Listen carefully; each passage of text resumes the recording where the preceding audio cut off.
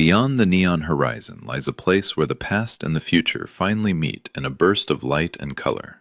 Join our journey into the unknown as we explore the stories of those who dared to cross the line. Click subscribe now and follow us toward the next big revelation. My son stood up from his chair at the restaurant table, pointed his finger directly at my chest, and said in a voice loud enough for the entire room to hear, "You're an embarrassment, Dad. Margaret's husband actually built something with his life. You just wasted yours." The table went quiet. My daughter looked at her plate. My son-in-law smiled into his wine glass. And Margaret, my ex-wife, pressed her lips together in that way she always did when she was trying not to look pleased. I didn't say a word. I picked up my coffee cup, took a slow sip, and set it back down on the saucer with a quiet, deliberate click. They thought they were watching a man absorb a humiliation. They had no idea they were watching a man make a decision. Before I tell you what happened next, I want to ask you something. If you've ever been written off by the people who were supposed to know you best, hit that like button and subscribe. Because what I'm about to tell you is something I should have done a long time ago. My name is Robert Calloway. I am 64 years old. I live in Ottawa, and on the night my son told me I had wasted my life, I was sitting in a booth at a restaurant in Westboro that my daughter had chosen because, as she put it, it was casual enough that Dad won't feel out of place. I heard that. I was meant to hear it. My son's name is Daniel. He's 38. He works in finance in Toronto, and he married a woman named Priya 3 years ago. Priya is sharp, ambitious, and she has decided, within the first 6 months of knowing me, that I am a problem to be managed, rather than a person to be known. My daughter is Claire. She's 35. She still lives in Ottawa, which I once thought meant something. She's been with a man named Kevin for 4 years. Kevin works in government and speaks exclusively in acronyms. My ex-wife, Margaret, left me 11 years ago. She said I lacked ambition. She said the business I'd spent 20 years building was just a small thing, and she needed to be with someone who was going somewhere. She found that person in a man named Elliot Chambers, who is a commercial developer in Vancouver with a voice like a television presenter and a handshake that communicates, before he said a single word, that he considers himself exceptional. Elliot was at the dinner that night too. He was sitting at the head of the table, which was interesting because it wasn't his table. He had simply positioned himself there when we sat down, and no one said anything. He wore a blazer that probably cost more than my first car. His watch was the kind that gets mentioned in conversations about watches. He was 61 years old, and he looked like a man who had spent a great deal of money trying to look like a man who didn't need to spend money. "Robert," he said when I arrived, extending that handshake. "Great to finally get a proper sit-down. Margaret talks about you." I very much doubted that. The dinner started the way these dinners always start when your family has quietly reorganized itself around the belief that you are the least successful person at the table. There was the performance of including me, which is worse than being excluded. Elliot talked about a development project in Kelowna. Margaret talked about the condo they'd just bought in Phoenix. Daniel talked about a client whose portfolio had returned something impressive, glancing at Elliot as he said the number as though checking whether it was impressive enough. Priya, my daughter-in-law, said very little directly to me. She asked Claire about her job. She asked Kevin about some policy initiative. She asked Elliot about the Phoenix market. She looked at me once, smiled the way you smile at a piece of furniture that is not quite in the right place, and looked away. I ordered soup and a club sandwich. Elliot ordered the rack of lamb and a bottle of something from the Okanagan that I gathered was meant to be significant. "Robert, what are you up to these days?" Elliot asked at some point. The way you ask a question when you already know the answer, and the answer confirms something you suspected. "Same as always," I said. "Still the shop?" "Still the shop," I said. There it was, the shop. That word had been doing a lot of work in my family for 2 decades. When Margaret and I were married, she used it affectionately at first, then neutrally, then with a kind of quiet disappointment that eventually became the loudest sound in our house. The shop, as in not an office. Not a firm, not a company. The shop. The shop is what I have been calling it for so long that I almost forgot, for a while, what it actually was. Daniel poured himself more wine. He'd had 3 glasses by the time the main course arrived. I could see it in the way his posture shifted, the way the careful version of himself that he maintained for professional situations started to loosen and give way to the version that had grown up watching his mother be unhappy, and decided that the source of her unhappiness was me. "How's the shop, Dad?" He said it with a particular smile. The kind you learn to produce when you've been rehearsing your contempt for years and have finally found an audience you want to perform it for. "Fine," I said. "Still making those little wood things?" I looked at my son. He was a handsome young man. He had his mother's eyes and her appetite for the approval of people she considered more successful than herself. "I make furniture, Daniel," I said. "Right, right," he nodded, swirling his wine. "Custom stuff. For individual clients." "For individual clients," I confirmed. "Cool. That's really cool, Dad." He said it the way you say something is cool when you find it deeply uncool. Priya touched his arm, not to stop him, to encourage him to continue. Elliot leaned back in his chair and made a sound that was approximately a laugh. "You know, Robert, I've always respected the craftsman mentality. There's something honest about it. Working with your hands. Not everyone's built for scale, and that's okay." I looked at him. "Not everyone needs to build at scale," I said pleasantly. The table shifted slightly. Elliot's smile stayed exactly where it was. It was after the plates were cleared, after Kevin had made a joke that no one laughed at, after the dessert menu had been passed around, and Daniel had ordered something expensive, and I had ordered tea, that it happened. Elliot was talking about a new project. Something in Calgary. He used phrases like exit strategy, and anchor tenant, and phased return. Daniel was leaning forward, nodding. Priya was watching Daniel nod. Margaret was resting her chin in her hand, looking at Elliot the way she used to look at the television when something she loved was on. "That's the thing," Elliot was saying. "Most people don't understand leverage. They think small. They protect what they have instead of using it to build something bigger. It's a mindset difference, really, between people who accumulate and people who create." He glanced at me when he said accumulate, just briefly, but Daniel caught it. Daniel turned to me. I could see him deciding to do it. I could see the wine in the audience and the long-accumulated desire to perform his rejection of me for people he wanted to impress. I watched him make the choice. "Dad," he said, "be honest. Do you ever regret it? The path you took?"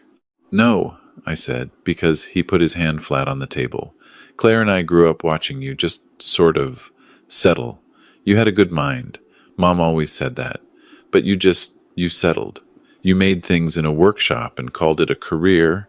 And meanwhile, he gestured at Elliot. There were people out there actually building things. The table was very quiet. "Daniel," Claire said softly. "No, I mean it." He was looking at me now with something that wasn't quite anger and wasn't quite pity. It was the expression of someone who has been carrying a verdict for years and finally feels entitled to deliver it. Elliot came from nothing and built a real legacy. Something with his name on it. "And you made chairs, Dad. Nice chairs, sure. But chairs. You spent 30 years making chairs. And we had to listen to Mom cry in the kitchen because she knew there was more out there, and she was watching it pass her by because you were content to just—" "Daniel." Claire's voice was sharper now. "I'm just saying what everyone's thinking." He sat back. He looked briefly at Priya, who gave him a small, encouraging nod. He looked at his stepfather, who had the grace to examine his dessert plate. Then he looked back at me. "You had potential, Dad. You just never did anything with it. Elliot's done something with his life. You made chairs." The silence after that had a particular quality. It was the silence of a room waiting to see what a man does when he's been hit. I reached across the table. I picked up my cup of tea. I took a slow sip. I looked at my son. I looked at Margaret, who was looking at the window. I looked at Elliot, who was looking at his fork. I set my cup down. I took my jacket from the back of my chair. I stood up. I put the jacket on, one arm, then the other. I smoothed the lapels.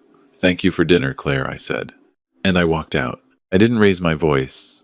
I didn't knock anything over. I didn't give Daniel the explosive reaction he was braced for, the one that would let him feel justified in what he'd just done. I just left. Outside, the October air in Ottawa was cold and clear, the way it gets in the fall when the summer is completely gone, and there's no pretending otherwise. I walked to where I'd parked, 2 blocks away on a side street. I didn't rush. The city was quiet. The leaves were down. I got into my vehicle. Not the 2009 Subaru that Daniel assumed I drove. That car existed. I kept it for certain occasions, the kind of occasions that had just concluded. I drove 4 minutes to a private lot near the glebe. I used a fob to open the gate. Inside, in a reserved bay, was a 2024 Land Rover Defender, custom spec, deep green, with a tan interior, every option available. I'd paid cash for it in July and driven it almost nowhere worth mentioning. I got in, the door sealed behind me with that particular quietness that costs money. The heated seat came on. I pressed the ignition. I sat there in the dark for a moment, looking at the parking garage wall. My son had just told a room full of people that I had wasted my life making chairs. I thought about that. I thought about 1,994 when I started Callaway Workshop out of a rented garage in Canada with $12,000 I'd saved working construction. I thought about the first year when I worked 16-hour days and ate peanut butter sandwiches and called Margaret every night from a payphone because I couldn't afford a mobile plan. I thought about the first commission that mattered, a dining table for a couple in the glebe, walnut, hand-jointed, no hardware, 3 months of work. I thought about how, when it was done, I stood in their dining room, and the woman started to cry because it was exactly what she'd seen in her mind and never believed anyone could actually make. I thought about what happened after that. I thought about the architectural firms, the hotels, the government buildings, the private collections. I thought about the piece that was currently in a permanent installation at the National Gallery. I thought about the article in an American design magazine last year that called me, and I am quoting precisely, one of the most important living furniture makers in North America. I thought about the fact that no one in that restaurant knew any of this. I had let them not know. I had made a choice, years ago, when my marriage was ending and my children were teenagers, to keep the scale of what I'd built entirely private. I had watched, in the music world and the art world and the craft world, what happened to craftsmen who became famous, how the work got swallowed by the biography, how people stopped looking at the thing and started looking at the story of the person who made it. I wanted people to buy my furniture because it was worth buying, not because of me. And so I had stayed quiet. I had stayed in the workshop. I had continued to drive the old Subaru to family dinners and order the club sandwich and let the people who were supposed to love me build a version of me in their heads that was small enough to feel comfortable around. My son had just told me I made chairs. I sat in the dark garage and I thought about something my workshop manager, a man named Grant who had been with me for 18 years, had said to me once. He said, "Robert, at some point there's a difference between humility and permission." He was talking about pricing, but it applied to other things too. I drove home.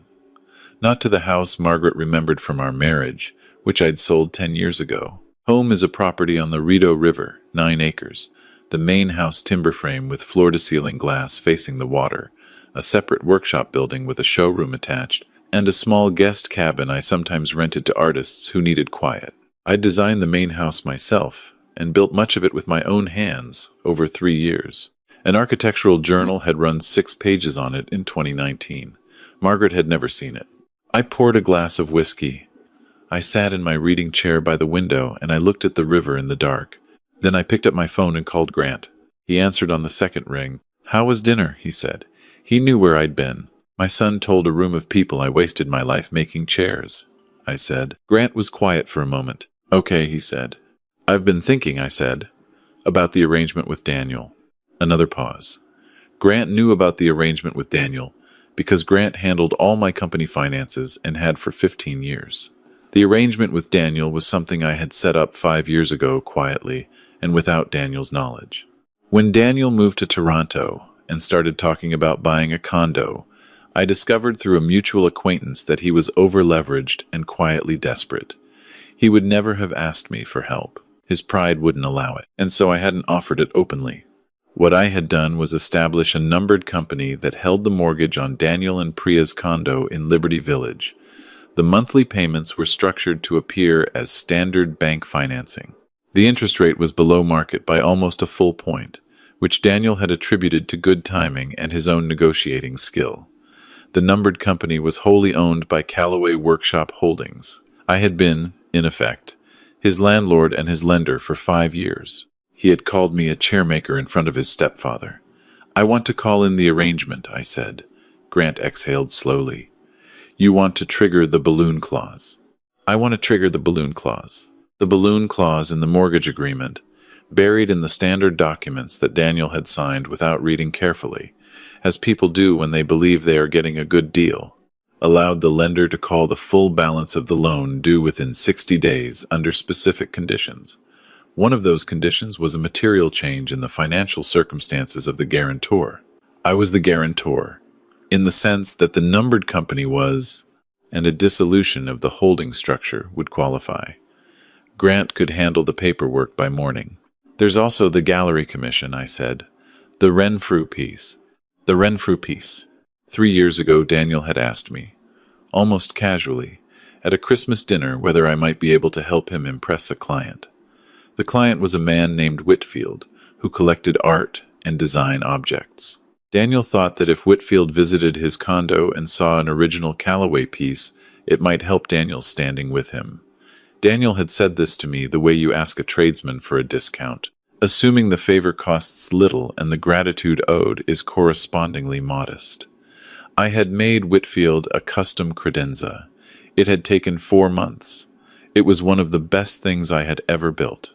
Whitfield had offered to buy it from Daniel for $40,000. Daniel had declined, because the credenza had become a kind of social credential for him in Toronto's collector circles, where the name Callaway, while not widely known among financiers, carries considerable weight among people who actually know things. Daniel had been dining out on that credenza for 3 years. "Contact the studio in New York," I said. "Confirm that they still want the piece for the November show. Then contact Daniel and let him know that the credenza is required for exhibition and will need to be retrieved." Grant was quiet for a moment. "He's going to fight that. He can check the paperwork," I said. "The piece was loaned, not gifted. The loan agreement is in the file." He signed it. I could hear Grant typing. "The shop car," I said. "The Subaru. The Subaru is registered to the workshop. He's been borrowing it when he visits Ottawa. I want it returned by the end of the month." "Done. Anything else?" I looked at the river. A light on the far bank was reflecting on the water in a long, broken line. "That's enough for tonight," I said. "Let's let it land first." Grant said good night. I sat with my whiskey in the river until about 2 in the morning. Then I went to bed and slept without any difficulty at all. The first call came on a Wednesday, 9 days later. It came from a number I didn't recognize in Toronto, which I let go to voicemail. The message was from a woman at a law firm, very professional, stating that she was calling on behalf of Daniel Callaway regarding a mortgage matter and asking me to return the call at my earliest convenience. I didn't return it. The second call came from Daniel himself the following Friday afternoon. I was in the workshop, planing a piece of white ash for a commission for a family in Minotic. I let it ring through. The voicemail was 4 minutes long. He started businesslike and got less so as the message went on. There was something wrong with his mortgage. There had to be an error. The lender was asking for the full balance within 60 days. He needed me to call him back immediately. I listened to the whole message twice. Then I set my phone down and went back to the white ash. I didn't call him back. On the Sunday, he called Claire. I know this because Claire called me 20 minutes after, which is how I know that whatever Daniel told her was alarming enough to make her contact me directly rather than through text. "Dad, what's going on with Daniel's mortgage?" "I'm not sure what you mean," I said. "He says the lender is calling in the loan. His whole mortgage. He has to pay the full amount in 60 days, or they'll start foreclosure." "That sounds stressful," I said. "Dad." "Claire, I'm afraid I can't speak to Daniel's mortgage situation. That's between him and his lender." A pause. "He thinks you have something to do with it." "Why would I have anything to do with it?"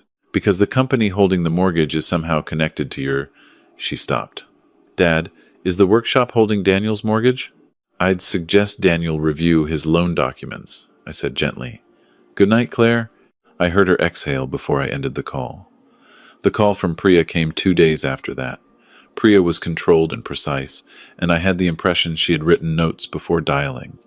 "Robert," she said, "I want to be direct with you." "I'd appreciate that," I said. "We have 60 days to come up with $940,000, or we lose our home. We've looked into refinancing, but because the existing mortgage was below market, no standard lender will match the terms. We'd need a new appraisal, new underwriting, and the earliest we can close on anything is 14 weeks. We're 6 weeks short. That's a difficult situation, I said. Robert. A pause. I understand that what Daniel said at the dinner was it was inappropriate. He'd had too much wine and he was trying to impress Elliot, and he said something he shouldn't have. But surely you're not going to let us lose our home over one bad dinner. Priya, I said, I genuinely don't know what you think my connection to your mortgage situation is, but I'd encourage you both to speak to a financial advisor. She was quiet for a long time. The credenza, she finally said. They came for the credenza. It was a loan, I said. It was always a loan. Do you have any idea what it does to Daniel's credibility to have that piece removed? Whitfield was the one who connected him to half his current clients. The Callaway piece was part of that. You're pulling the ground out from under him. Daniel is a capable professional, I said. I'm sure he'll manage. She hung up.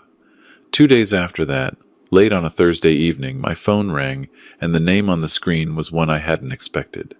Margaret. I hadn't spoken to Margaret in almost 3 years.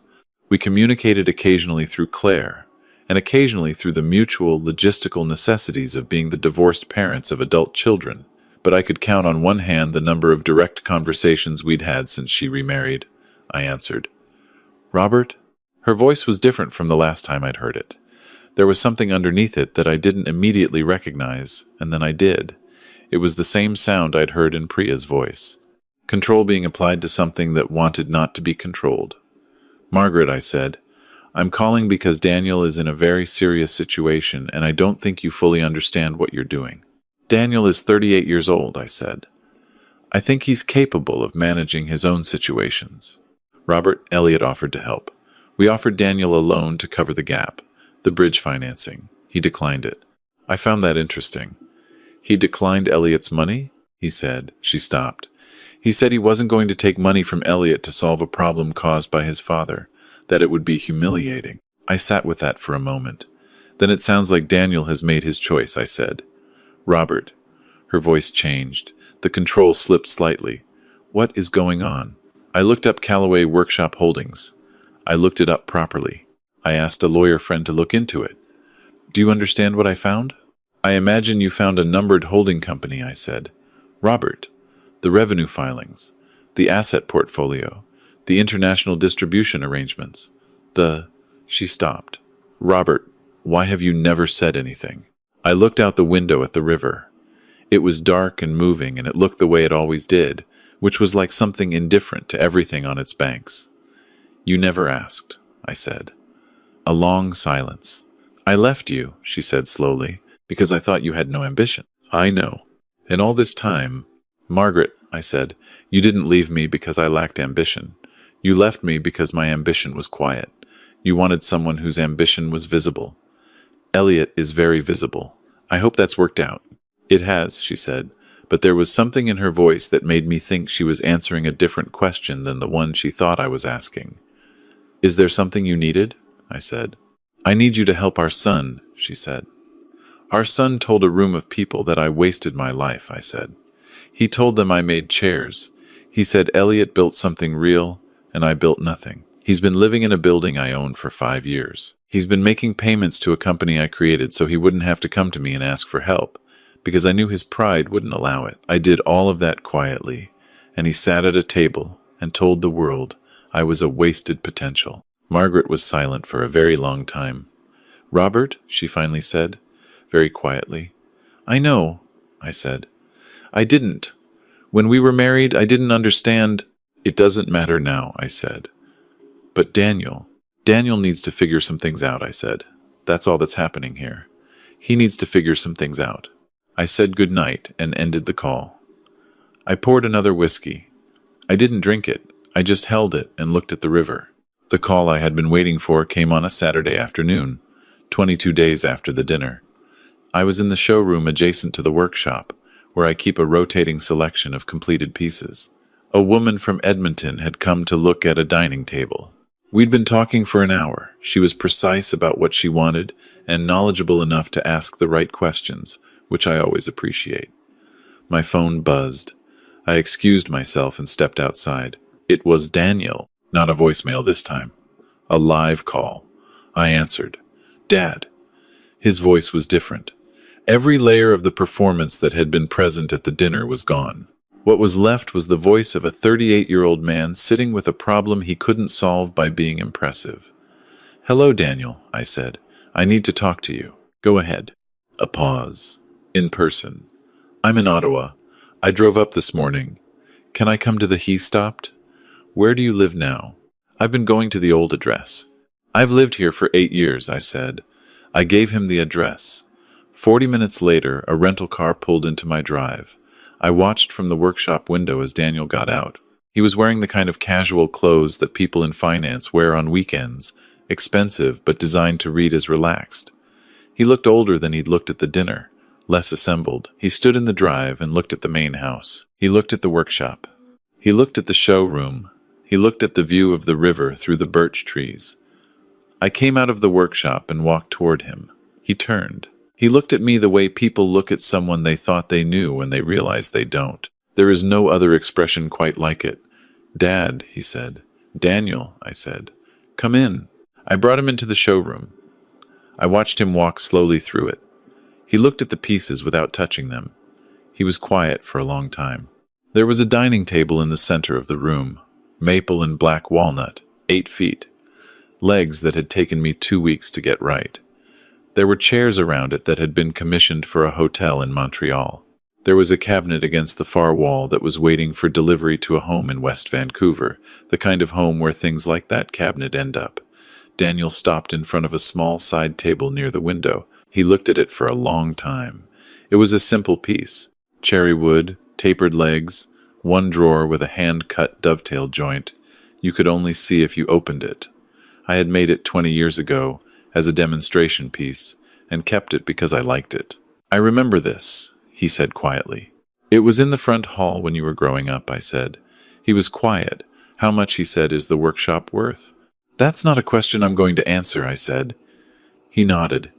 He ran his hand along the edge of the maple table, carefully, the way you touch something when you're trying to understand it. I owe you an apology, he said. Yes, I said. He looked at me. Dad, he stopped.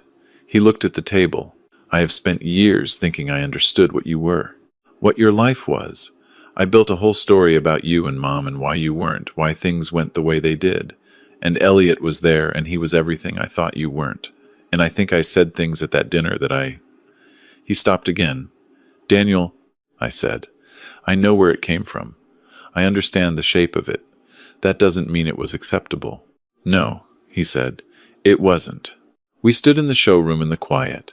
Outside, the Rideau River moved past in the afternoon light, gray and unhurried. I can't refinance in time, he said. I've talked to 3 lenders. The gap is too big. Elliot offered a bridge loan and I said no. And I'd say no again. I won't take money from him.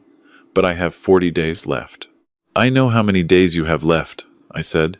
He looked at me. What do you want from me, Daniel? I said. Not what do you need financially. What do you actually want from me? He was quiet for a long time. The light shifted. A truck went by on the road outside. I want you to know that I'm sorry, he said. Not because of the mortgage. I mean the mortgage matters. I won't pretend it doesn't. But I'm sorry because I sat at that table and I told everyone you were nothing. And you were. He stopped. You've been holding my house together for 5 years and I didn't know. And before that you built this. And I never asked. I never asked because I'd already decided. And he shook his head. That's something I have to live with. I looked at my son, the 38-year-old man who had his mother's eyes and a great deal more of my stubbornness than he knew. The mortgage arrangement will continue, I said. The terms will change slightly. The interest rate will be adjusted to market. You'll receive the revised documents from Grant's office this week.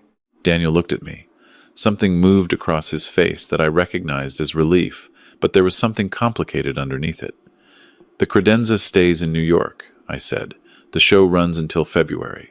After that, we can discuss whether the loan is renewed or the piece returns to you. That's a conversation for February. He nodded.